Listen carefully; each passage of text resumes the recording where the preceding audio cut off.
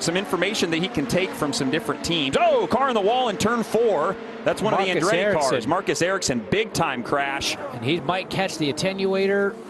Oh, 3 impacts outside of turn 4, inside of turn 4, and then the attenuator, massive shunt for the number 28. Okay.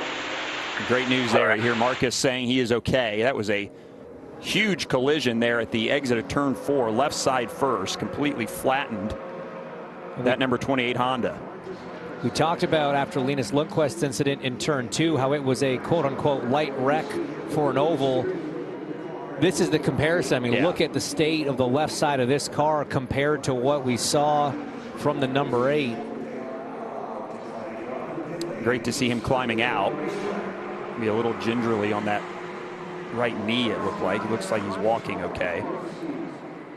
You know, your adrenaline's up in this moment. You know, he might find a bruise or two.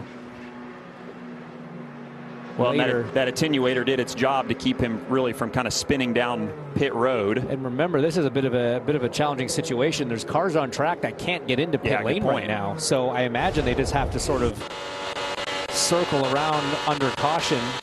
So here we are, turn 4, just gets down onto that curb. It upset the car just a tiny bit, and by the time he caught it, he was out in the gray, nothing he could do, hands off the wheel. Oh. Every one of those impacts just sucks. You okay, bud? You okay? Yeah, I'm okay.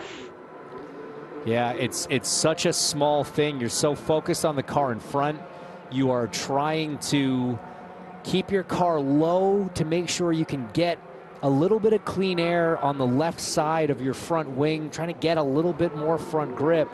And if you get the tiniest bit too low, that can be the result. And it's, you know, we've seen in the past drivers getting on that curb and being able to catch it, but so far 2 for 2 touching the curb. Look at the safer barrier flex when he hit there.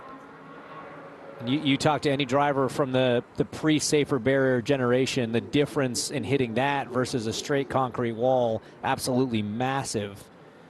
Huge safety innovation pioneered here at the Speedway. Something that all drivers are incredibly thankful for. Great job by all those cars there to weave their way through the debris and ultimately miss Ericsson. And then this last hit coming here onto that attenuator. He launches this cone onto the front straightaway as well. So when you start trying to do the inventory of damage to that car, you know, we talk so much about, that's just so ugly. They've done a great job with that attenuator, though. We've seen some big shunts. I think back to Spencer Pigot a few years ago. That was a massive accident that luckily he walked away from in real time.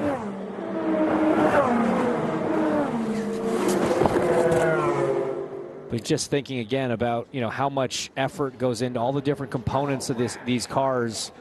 You've got your tub, you've got the body fit. Well, the bodywork's all gone off that car. The underwing is a very important one. Well, that's destroyed on certainly the left side. You can replace them left to right. On board here with Rosenqvist. Back row. Stay low. Stay low. Pit. Oh, yeah, and tried to get in there. He heard the call, try and dive into pit road. Right side. Great job to avoid that, though. Yeah, you don't want to go in at 150 miles an hour. Ericsson into the medical car. As always, AMR safety team there very quickly.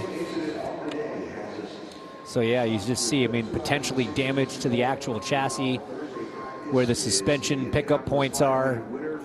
Gearbox potentially damaged, upright certainly on one side damaged, and again, these are all the components that you put extra love and attention into to build the perfect Speedway car. Yeah, that's just it, right? It's stating the obvious, but these cars are as finely tuned and precisely put together and crafted as any car that they'll race all year.